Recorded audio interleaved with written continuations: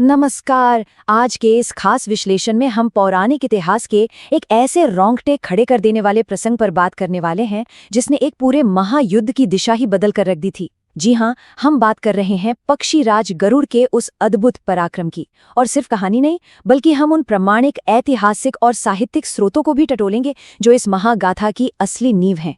तो आइए बिना किसी देरी के सीधे इस महासमर की गहराइयों में उतरते हैं। अब जरा एक पल के लिए उस दृश्य की कल्पना कीजिए।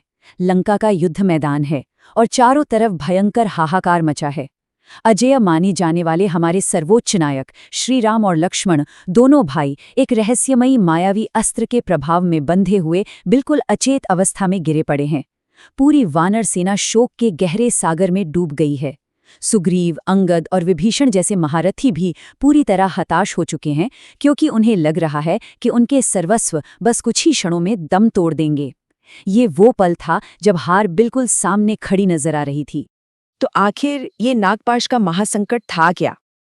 देखिए, ये कोई मामूली हथियार नहीं था। नागपाश असल में ब्रह्मा जी द्वारा रचित एक बेहद भयानक मायावी अस्त्र था, जो कद्रू के विषैले नागपुत्रों से बना था। क्रूर इंद्रजीत ने इसी अस्त्र का इस्तेमाल किया था। ये अस्त्र इतना विकराल था कि खुद विभीषण जैसे ज्ञानी भी ये मान बैठे थे कि भाई इसका तो कोई उपचार है ही नहीं। ये सिर्फ शरीर को नहीं बांधता था, बल्कि शिराओं से प्राणों को चूस लेता था। अब आप ही सोचिए, जब बड़े बड़े योद्धा भी ये मान लें कि इस पाश से मुक्ति पाना असंभव है, तो वानर सेना का विश्वास डगमगाना तो स्वाभाविक ही था ना। और जब युद्ध भूमि में ये घनघोर निराशा छाई थी, तब अशोक वाटिका में माता सीता तक भी ये अमंगलकारी समाचार पहुंच गया। जाहिर है वे अत्यंत विलाप करने लगीं।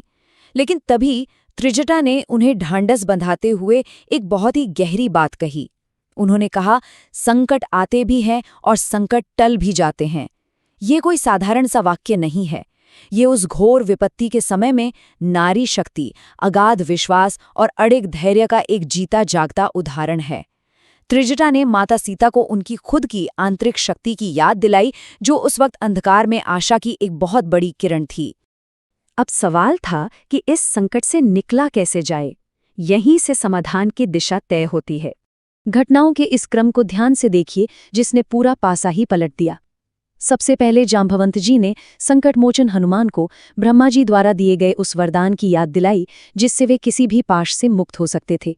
इसके तुरंत बाद हनुमान जी की भेंट देवऋषि नारद से होती है। नारद मुनि स्थिति की गंभीरता को तुरंत भांप लेते हैं और हनुमान जी को निर्देश देते हैं कि बिना एक भी क्षण गवाए फौरन पक्षीराज गरुड़ का आह्वान करें, क्योंकि केवल गरुड़ ही इन विषैले नागों का अंत कर सकते हैं। ये पूरा घटनाक्रम हमें बताता है कि सही समय पर मिला सही मार्गदर्शन कैसे एक महाविनाश को टाल सकता है। और फिर होता है पक्षीराज गरुड़ का वो अद्भुत पराक्रम, जिससे नवजीवन का संचार हुआ। जब ऐसा लग रहा था कि अब कोई आशा नहीं बची, तब अचानक आकाश से एक प्रचंड आंधी उठी। ये पक्षीराज गरुड़ थे और उनके आते ही वो मायावी नागपाश टूटकर बिखर गया। कद्रू के वे विषैले पुत्र इतने भयभीत हुए कि वहां से भाग खड़े हुए। गरुड़ ने श्री राम और लक्ष्मण को सचमुच एक नया जीवन दिया।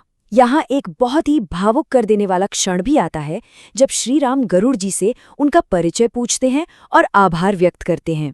तब गरुड़ जी बड़ी ही विनम्रता से कहते हैं कि उनका वास्तविक संबंध तो तब ज्ञात होगा जब प्रभु अपना अवतार कार्य पूर्ण करेंगे। ये पूर्ण समर्पण का एक ऐसा दृश्य है जिसे भुलाया नहीं जा सकता।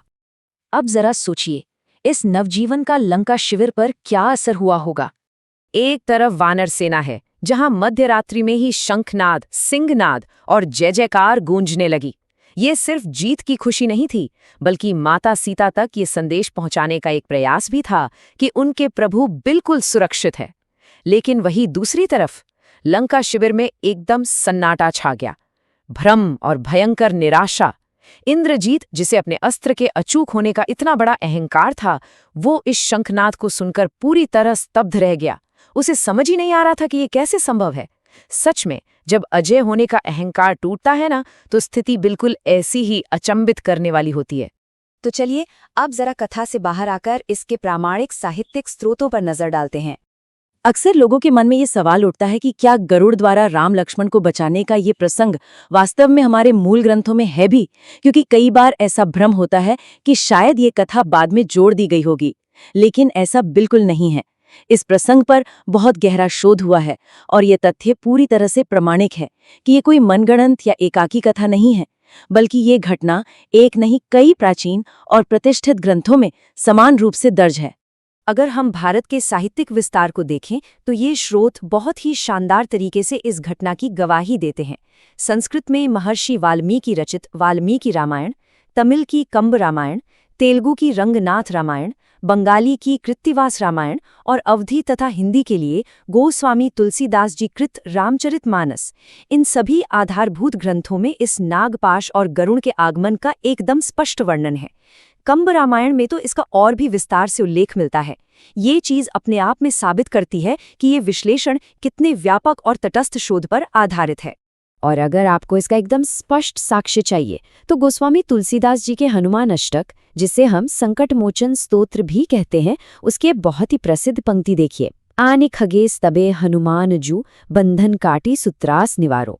इसका सीधा सा अर्थ है कि हे हनुमान जी, जब श्रीराम सहित पूरी सेना पर नागपाश डाल दिया गया था, तब आपने ही पक्षीराज गरुड़ को लाकर उन बंधनों को कटवाया और सबका संकट दूर किया। ये स्पष्ट उद्धरण हमें समझाता है कि ये महान घटनाएं सदियों से हमारी प्रार्थना और प्रामाणिक साहित्य का कितना अहम हिस्सा रही हैं। अब आप शायद सोच रहे होंगे कि इन अलग अलग ग्रंथों को एक साथ लाने का आखिर उद्देश्य क्या है। देखिए, सबसे महत्वपूर्ण बात ये समझना है कि ये कथाएं किसी एक क्षेत्र या भाषा तक सीमित नहीं हैं। इन सब को एक साथ देखने से हमें एक सर्वव्यापी दृष्टिकोण मिलता है। इससे न सिर्फ कथा की विशालता का पता चलता है, बल्कि अलग अलग प्रदेशों के महान कवियों की भावनाओं और उनके साहित्यिक सौंदर्य का भी आनंद मिलता है। ये जानना कितना सुखद है ना, कि कैसे एक ही महान गाथा इस पूरे उपमहाद्वीप को एक ही वैचारिक सूत्र में पिरोती है। तो अंत में एक बहुत ही विचारोत्तेजक प्रश्न मन में आता है, क्या भारत की इतनी सारी विविध भाषाएं और ग्रंथ असल में एक ही सत्य को अलग अलग सुरों में नहीं गा रहे? जरा सोचिए, भाषाएं अलग हैं, कवि अलग हैं, क्षेत्र अलग हैं, फिर भी उस मूल सत्य और घटना का मर्म बिल्कुल एक समान है। ये हमारी विविधता में छिपी उस गहरी एकता का प्रत्यक्ष प्रमाण है जिसे सदियों से हमारे साहित्य ने सहेज कर रखा है। इस विश्लेषण में हमारे साथ जुड़ने के लिए आपका बहुत बहुत धन्यवाद।